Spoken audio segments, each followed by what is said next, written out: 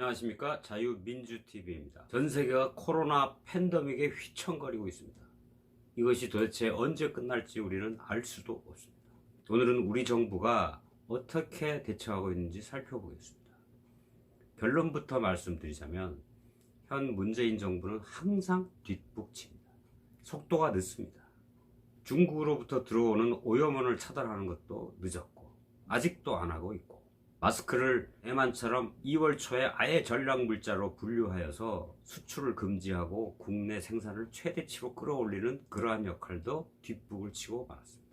그래서 온 국민이 마스크 한 장 사기 위해서 생고생을 하고 있습니다. 주식시장, 금융시장, 환율, 이러한 대책에도 지금 정부는 또 한 발 늦었습니다. 연일 증시가 폭락하고 있습니다.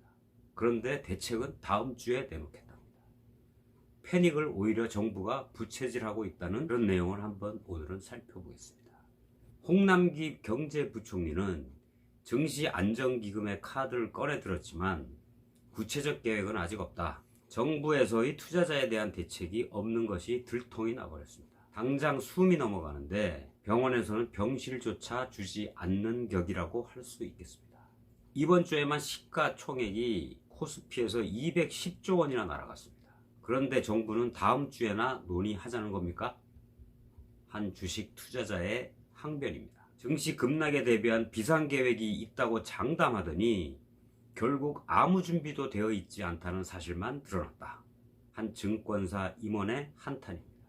정부가 3월 19일 금융불안을 해소하기 위해 내놓은 50조 원 규모의 비상조치 발표가 무색해진 하루였습니다. 국내 증시가 바닥 모르게 추락하는 상황에서 이미 한 발 늦은 대책이라는 지적이 많습니다.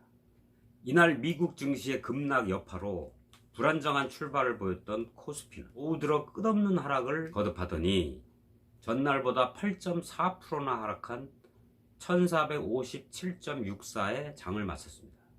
글로벌 금융위기가 진행되던 2009년 7월 1440.1 이후의 최저치라고 합니다.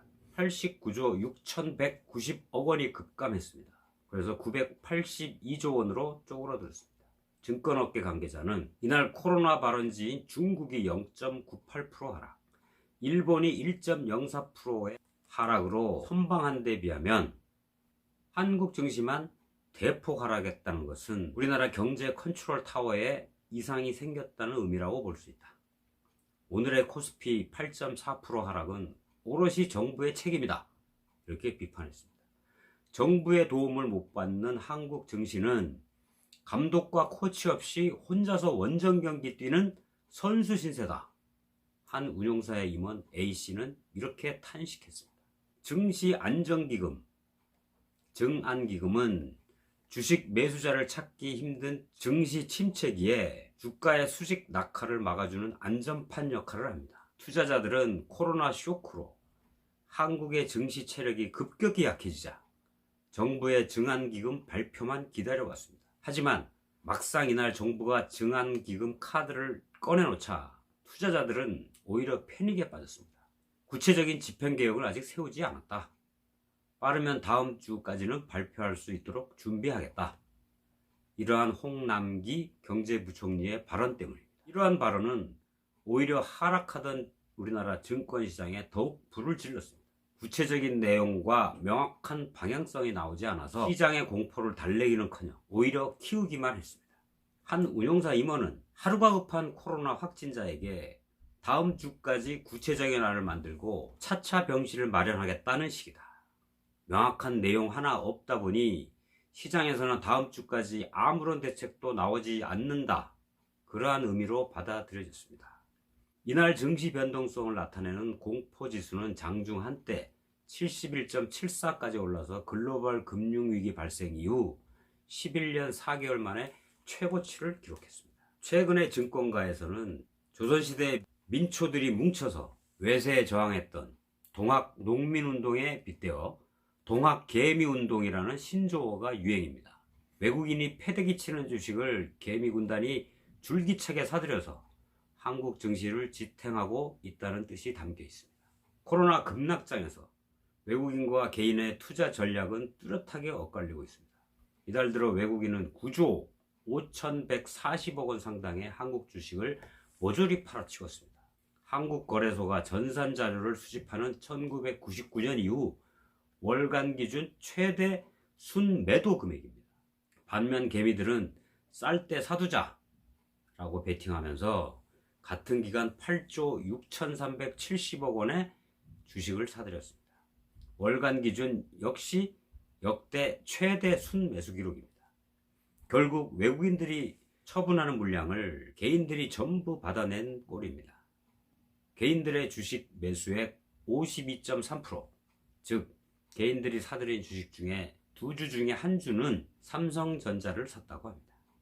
거래소 관계자는 말합니다. 과거에 학습 효과가 있는 투자자들이 이 위기가 지나면 증시는 회복될 것이다. 역시 대장주인 삼성전자 주가가 그때 가면 가장 먼저 오를 것이다. 이런 기대감에 사들이는 것이라고 분석했습니다.